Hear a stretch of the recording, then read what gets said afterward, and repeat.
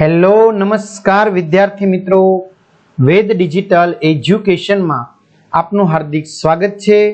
આજે આપણે ધોરણ 11 વિષય ગુજરાતીનું પ્રકરણ નંબર 2 જેનું સ્વાધ્યાય સોલ્યુશન આપણે જોવાના છીએ। તો ખાસ ચેનલમાં નવા હોય તો ચેનલ સબસ્ક્રાઇબ કરી બાજુમાં આવેલા બેલ આઇકનને પ્રેસ કરો, વિડિયો લાઈક કરો, તમારા મિત્રો દોસ્તોને શેર કરો। તો લઈએ વિદ્યાર્થી મિત્રો બીજું પ્રકરણ પોસ્ટ ઓફિસ જેનું સ્વાધ્યાય સોલ્યુશન જોવાના છીએ। તો લઈએ પેલું, નીચેના પ્રશ્નોના એક વાક્યમાં ઉત્તર લખો। પેલું, અલી ડોસાને એ જગ્યાએ બેસવાનો કેટલો અભ્યાસ હતો? તો અલી ડોસાને એ જગ્યાએ બેસવાનો 5 વર્ષનો અભ્યાસ હતો। અલી ડોસા પર આવેલા પત્રનો પોસ્ટ માસ્તરે શા માટે ઘા કરી દીધો? તો દૂર દેશાવરમાં રહેતી પોસ્ટ માસ્તરની દીકરી માંદી હતી અને તેના સમાચારની રાહ જોતા પોસ્ટ માસ્તર ચિંતાતુર હતા। એવામાં એમની પાસે પડેલા ટપાલના થોકમાંથી તરત તેમણે પોતાનું છે એમ સમજીને એક કવર ઊંચક્યું, પણ એ કવર ઉપર અલી ડોસાનું સરનામું જોયું એટલે પોસ્ટ માસ્તરે વીજળીનો આંચકો લાગ્યો હોય તેમ અલી ડોસા પર આવેલા પત્રનો ઘા કરી દીધો। અલી ડોસો રોજ શા માટે પોસ્ટ ઓફિસ જતો હતો? તો દૂર રહેતી તેની દીકરી મરિયમનો કાગળ એક દિવસ આવશે એ શ્રદ્ધાને આશાથી અલી ડોસો રોજ પોસ્ટ ઓફિસે જતો હતો। લેખકના મતે અડધું જગત ક્યારે શાંત બની જશે? તો લેખકના મતે મનુષ્ય પોતાની દ્રષ્ટિથી જોવાને બદલે બીજાની દ્રષ્ટિથી જુએ તો અડધું જગત શાંત બની જશે। લક્ષ્મીદાસ અને પોસ્ટ માસ્તરે મરિયમના પત્રનું શું કર્યું? તો લક્ષ્મીદાસ અને પોસ્ટ માસ્તરે મરિયમનો પત્ર અલી ડોસાની કબર પર મૂક્યો।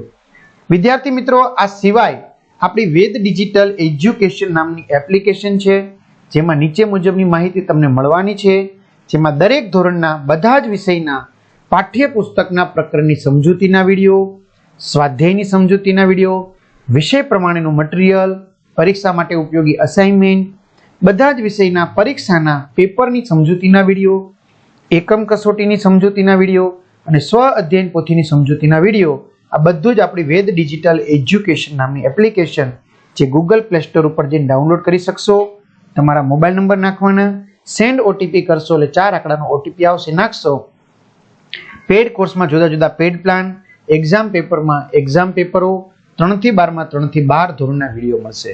એમાં તમારું ધોરણ સિલેક્ટ કરવાનું એટલે તમારા વિષય ખુલશે, કોમર્સ હોય કે આર્ટ્સ, આ તો 6 થી 10 ના છે, બરાબર। ગુજરાતીમાં જઈ અને પાઠ વાઇઝ વિડીયો જોઈ શકો છો, અથવા શાળા મિત્ર નામની એપ્લિકેશનમાં ધોરણ પ્રમાણે તમારા વિષય પ્રમાણે તમે વેદ ડિજિટલના વિડીયો પાઠ વાઇઝ જોઈ શકશો। પ્રશ્ન 2, નીચેના પ્રશ્નોના 3-4 વાક્યોમાં ઉત્તર લખો। પેલું, અલી ડોસો હોશિયાર શિકારી હતો તેમ શા પરથી કહી શકાય? તો અલી ડોસો એની યુવાનીમાં ધૂળની સાથે ધૂળ બની જાય તેવા કાબર ચિત્રા તેતરને જોતો કે તરત જ તેતર તેના હાથમાં આવી પડતું। અલીની ઇટલીના ગરુડ જેવી તીક્ષ્ણ નજર સસલાના કાન પર ચોંટતી અને બીજી જ પળે સસલું બચી શકતું નહીં, તેનું નિશાન હંમેશા અચૂક રહેતું। આ પરથી કહી શકાય કે અલી ડોસો હોશિયાર શિકારી હતો। સ્નેહ અને વિરહ શબ્દો અલી ડોસાને ક્યારે સમજાય છે? તો જે દિવસે અલી ડોસાની દીકરી મરિયમ સાસરે ગઈ તે દિવસથી અલી ડોસાને જિંદગીમાં એકલતા લાગવા માંડી। તે દિવસથી અલી શિકાર કરવાનું ભૂલી ગયો અને સ્થિર નજરે અનાજના ભરચક લીલા ખેતર સામે જોઈ રહેતો। એ સમયે સ્નેહ અને વિરહ શબ્દો અલી ડોસાને સમજાય છે। એની જિંદગીમાં પહેલીવાર સમજાયું કે કુદરતમાં સ્નેહની સૃષ્ટિ અને વિરહના આંસુ પણ છે। ત્રીજું, પોસ્ટ ઓફિસના કર્મચારીઓ અલી ડોસાની હાંસી સી રીતે ઉડાવતા? તો મરિયમના કાગળની રાહ જોતા અલી ડોસાનો વહેલી સવારે પોસ્ટ ઓફિસે પહોંચી જવાનો રોજનો ક્રમ બની ગયો હતો, પરંતુ કાગળ આવતો નહીં છતાં નિરાશા ખંખેરીને તે બીજે દિવસે હાજર થઈ જતો। આ જોઈને કર્મચારીઓએ તેને પાગલ ગણી તેની હાંસી ઉડાવતા। ક્યારેક મસ્કરીમાં અલી ડોસાનું નામ બોલીને પણ તેને કાગળ માટે ટટળાવતા। આ રીતે અલી ડોસાની હાંસી ઉડાવવામાં તેમને મજા આવતી। ચોથું, અલી ડોસાએ લક્ષ્મીદાસને કઈ ભલામણ કરી હતી, શા માટે? તો અલી ડોસાએ લક્ષ્મીદાસને ભલામણ કરી હતી કે તેની દીકરી મરિયમનો કાગળ આવે તો પોતાની કબર પર પહોંચાડવો, કારણ કે અલી ડોસાને હવે તેનું મૃત્યુ નજીક લાગતું હતું અને હજી સુધી તેની એકની એક દીકરી મરિયમનો પત્ર આવ્યો નહોતો. ત્રીજું, મુદ્દાસર ઉત્તર લખો. પેલું, વાર્તામાં રજૂ થયેલ રાત્રિનું વર્ણન કરો. તો પોસ્ટ ઓફિસ વાર્તાની શરૂઆતમાં જ પાછલી રાતનું આબેહૂબ વર્ણન છે. ભૂરા આકાશમાં નાના મોટા તારાઓ ટમટમી રહ્યા છે. શીતળ પવનના સુસવાટાથી બચવા અલી ડોસાએ પોતાના ફાટેલા જબ્બાથી શરીરને લપેટી લીધું છે. કેટલાક ઘરોમાંથી ઘંટીના મધુર અવાજ સંભળાય છે. એ સાથે સ્ત્રીઓના ઝીણા અવાજ પણ સંભળાઈ રહ્યા છે.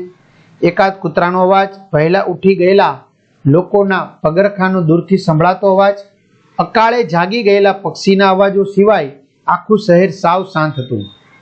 લોકો મીઠી નિંદ્રા માણી રહ્યા હતા. શિયાળાની રાત વધુ ગાઢ બનતી જતી હતી. મનુષ્યના સ્વભાવ જેવી શિયાળાની ઠંડી કાતિલ હથિયારની જેમ પોતાનું સામ્રાજ્ય ચારે બાજુ ફેલાવી રહી હતી. રાત્રિ વધારે સીમણી બનતી હતી. પવન સોંસરવો નીકળી જતો હતો. શુક્રના તારાનું મીઠું તેજ બરફ પડે તેમ પૃથ્વી ઉપર ઠંડીના કટકા જેવું પડતું હતું. બીજું, પોસ્ટ ઓફિસ અલી ડોસા માટે ધર્મક્ષેત્ર તીર્થસ્થાન બન્યું. આ વિધાનને સમજાવો.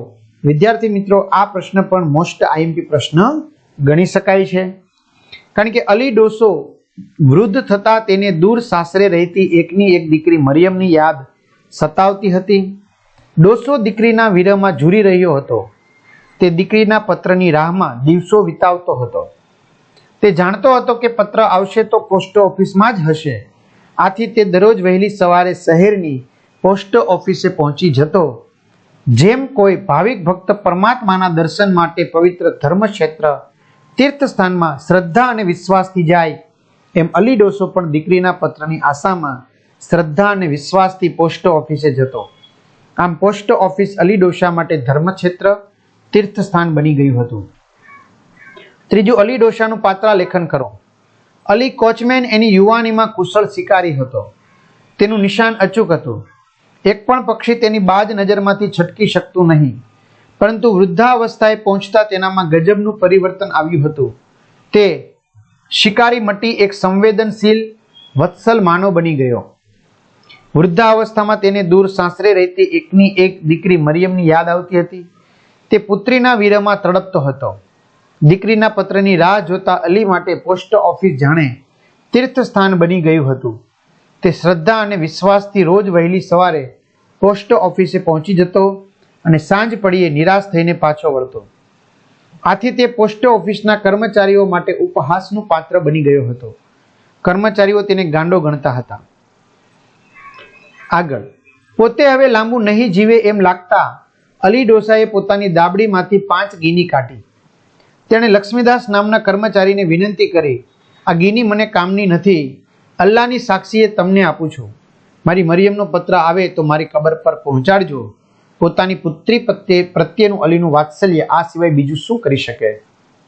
આ વાર્તામાં અલીના જીવનના 2 હૃદય સ્પર્શી પાસા રજૂ થયા છે. પહેલું, યુવાનીમાં શિકાર કરવાનો આનંદ લૂંટતો અલી, અને વૃદ્ધાવસ્થામાં દીકરીના વિરહમાં તડપતા એક વત્સલ પિતા.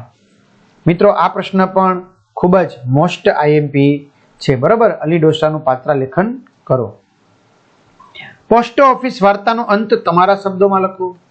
તો વૃદ્ધાવસ્થામાં અલી ડોસો પોતાની એકની એક દીકરી મરિયમના વિરહમાં તેના પત્રની પ્રતીક્ષામાં ઝૂરી રહ્યો છે. તેને આશા હતી કે દીકરીનો પત્ર જરૂર આવશે, પણ એની આશા નિષ્ફળ નીવડે છે. અલી ડોસાને લાગ્યું કે હવે તે લાંબુ નહીં જીવે. આથી તેણે પોસ્ટ ઓફિસના એક કર્મચારી લક્ષ્મીદાસને બોલાવ્યો. અલી ડોસાએ પોતાની પાસે રાખી મૂકેલી 5 ગીની અલ્લાહની સાક્ષીએ એ કર્મચારીને આપી અને વિનંતી કરી, આ ગીનીની મારે હવે જરૂર નથી. તમને કામમાં આવશે, પણ મરિયમનો પત્ર આવે તો મારી કબર પર મૂકજો.